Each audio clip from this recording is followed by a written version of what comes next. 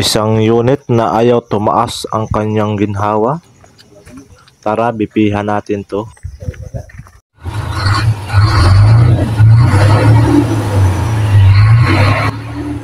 Kitang-kitang ayaw tumaas ang gauge niya sa hangin. Ano kaya ang pwedeng dahilan?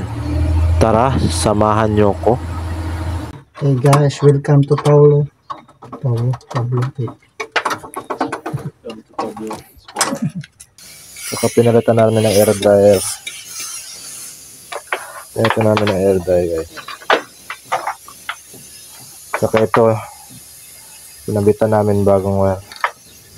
Ngunit ayaw pa din niyang gumana. Kaya pumunta ako dito at nag-check sa mga fuse at relay. Sinubay ko ang lahat ng linya kung saan man galing yung mga wire niya para maklaro natin kung ano talaga ang kanyang diferensya. Ah, pwede.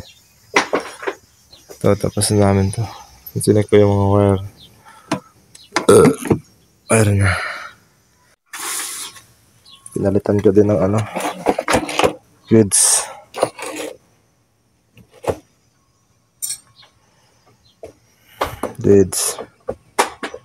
Bago na yung grids.